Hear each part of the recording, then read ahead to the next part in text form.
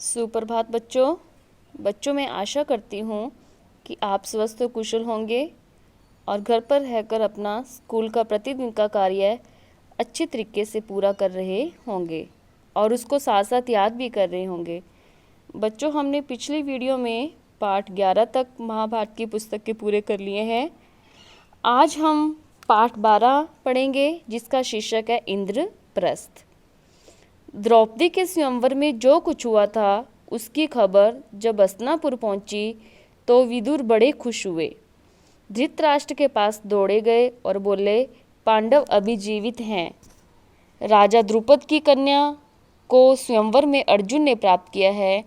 पांचों भाइयों ने विधि पूर्वक द्रौपदी के साथ ब्याह कर लिया है और कुंती के साथ वे सब द्रुपद के यहाँ कुशल से हैं। यह सुनकर धृतराष्ट्र हर्ष प्रकट करते हुए बोले, भाई विदुर, तुम्हारी बातों से मुझे असीम आनंद हो रहा है। राजा द्रुपद की बेटी हमारी बहू बन गई है, यह बड़ा ही अच्छा हुआ।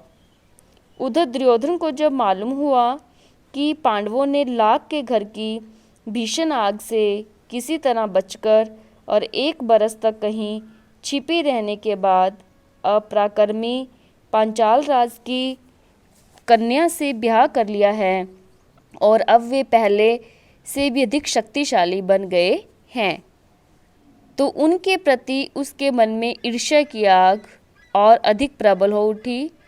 दबा हुआ वैर फिर से जाग उठा। दुर्योधन और दुशासन ने शकुनी को अपना दुखड़ा सुनाया। मामा, अब क्या करें? अब तो द्रुपद कुमार धृष्टद्युम्न और शिखंडी भी उनके साथी बन गए हैं। उसके बाद कर्ण और दुर्योधन धृतराष्ट्र के पास गए और एकांत में उनसे दुर्योधन ने कहा, पिताजी, जल्दी ही हम एक ऐसा उपाय करें जिससे हम सदा के लिए निश्चिंत हो सकें। धृतराष्ट्र ने कहा, बेटा, तुम बिल्कुल ठीक कहते हो, तुम ही बताओ अब क्या करना चाहिए। दुर्योधन ने कहा, तो फिर हमें कोई ऐसा उपाय करना चाहिए जिससे पांडव यहाँ आए ही नहीं, क्योंकि यदि वे इधर आए तो जरूर राज्य पर भी अपना अधिकार जमाना चाहेंगे। इस पर कर्ण को हंसी आ गई। उसने कहा, दुर्योधन, अब 1 साल बाहर रहने और दुनिया देख लेने से उन्हें काफ़ी अनुभव प्राप्त हो चुका है। एक शक्ति संपन्न राजा के यहाँ उन्होंने शरण ली है, तिस पर उनके प्रति तुम्हारा वैरभाव उनसे छिपा नहीं है। इसलिए छल प्रपंच से मीन्स कपट से अब काम नहीं बनेगा। आपस में फूट डालकर भी उनको हराना संभव नहीं।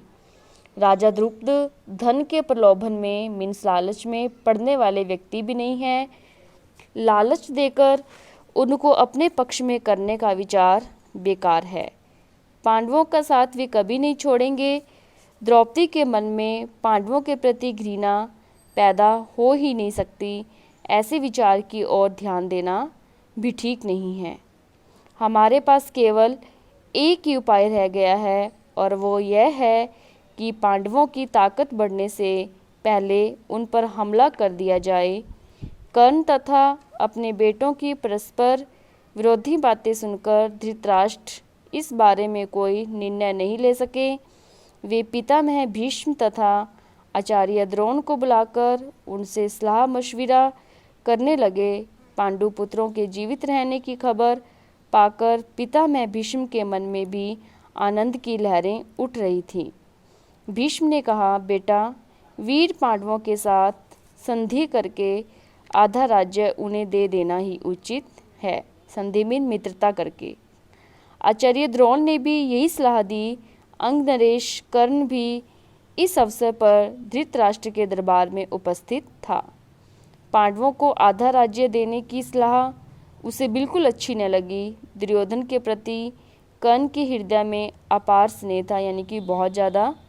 इस कारण द्रोणाचार्य की सलाह सुनकर उसके क्रोध की सीमा न रही। वह धृतराष्ट्र से बोला, राजन, मुझे यह देखकर बड़ा आश्चर्य हो रहा है कि आचार्य द्रोण भी आपको ऐसी कुमंत्रणा देते हैं, मीन्स बुरे विचार देते हैं। राजन, शासकों का कर्तव्य है कि मंत्रणा देने वालों की नीयत को पहले परख लें, मीन्स सलाह देने, फिर उनकी मंत्रणा पर ध्यान दें। कर्ण की इन बातों से द्रोणाचार्य क्रोधित हो गरज कर बोले, दुष्ट कर्ण, तुम राजा को गलत रास्ता बता रहे हो। यह निश्चित है कि यदि राजा धृतराष्ट्र ने मेरी तथा पितामह भीष्म की सलाह न माने और तुम जैसों की सलाह पर चले तो फिर कौरवों का नाश होने वाला है। इसके बाद धृतराष्ट्र ने धर्मात्मा विदुर से सलाह ली। विदुर ने कहा, हमारे कुल के नायक भीष्म तथा आचार्य द्रोण ने जो बताया है वही श्रेयस्कर है। कर्ण की सलाह किसी काम की नहीं है। अंत में सब सोच विचार कर धृतराष्ट्र ने पांडु के पुत्रों को आधा राज्य देकर संधि कर लेने का निश्चय किया और पांडवों को द्रौपदी तथा कुंती सहित सादर लाने के लिए विदुर को पांचाल देश भेजा। विदुर पांचाल देश को रवाना हो गए। पांचाल देश में पहुंचकर विदुर ने राजा द्रुपद को अमूल्य उपहार भेंट करके उनका सम्मान किया और राजा धृतराष्ट्र की तरफ से अनुरोध किया कि पांडवों को द्रौपदी सहित हस्तिनापुर जाने की अनुमति दें। विदुर का अनुरोध सुनकर राजा द्रुपद के मन में शंका हुई। उनको धृतराष्ट्र पर विश्वास नहीं हुआ। सिर्फ इतना कह दिया कि पांडवों की जैसी इच्छा हो वही करना ठीक होगा। तब विदुर ने माता कुंती के पास जाकर अपने आने का कारण उन्हें बताया। कुंती के मन में भी शंका हुई कि कहीं पुत्रों पर फिर कोई आफत न आ जाए। विदुर ने उन्हें समझाया और धीरज देते हुए कहा, देवी आप निश्चिंत रहें, आपके बेटों का कोई कुछ नहीं बिगाड़ सकेगा। वे संसार में खूब यश कमाएंगे और विशाल राज्य के स्वामी बनेंगे। आप सब बेखटके हस्तिनापुर चलिए, मीन्स बिना झिझक के, बिना उसके शंका के। आखिर द्रुपद राजा ने भी अनुमति दे दी और विदुर के साथ कुंती और द्रौपदी समेत पांडव हस्तिनापुर को रवाना हो गए। उधर हस्तिनापुर में पांडवों के स्वागत की बड़ी धूमधाम से तैयारियां होने लगी, जैसा कि पहले ही निश्चय हो चुका था। युधिष्ठिर का यथाविधि राज्याभिषेक हुआ और आधा राज्य पांडवों के अधीन किया गया। राज्याभिषेक के उपरांत युधिष्ठिर को आशीर्वाद देते हुए धृतराष्ट्र ने कहा, बेटा युधिष्ठिर, मेरे अपने बेटे बड़े दुरात्मा हैं, मीन्स बुरी आत्मा वाले हैं। एक साथ रहने से संभव है कि तुम लोगों के बीच वैर बढ़े। इस कारण मेरी सलाह है कि तुम खांडवप्रस्थ को अपनी राजधानी बना लेना और वहीं से राज करना।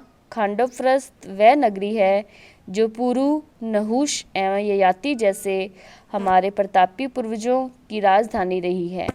हमारे वंश की पुरानी राजधानी खांडवप्रस्थ को फिर से बसाने का यश और श्रेय तुम्ही को प्राप्त हो। धृतराष्ट्र के मीठे वचन मानकर पांडवों ने खांडवप्रस्थ के भग्नावशेषों पर, जो कि उस समय तक निर्जन वन बन चुका था, यानी कि यहाँ कोई चीज़ नहीं थी, वहाँ पे निर्जन, निपुण शिल्पकारों से एक नए नगर का निर्माण कराया। सुंदर भवनों, अभेद्य दुर्गों आदि से सुशोभित उस नगर का नाम इंद्रप्रस्थ रखा गया।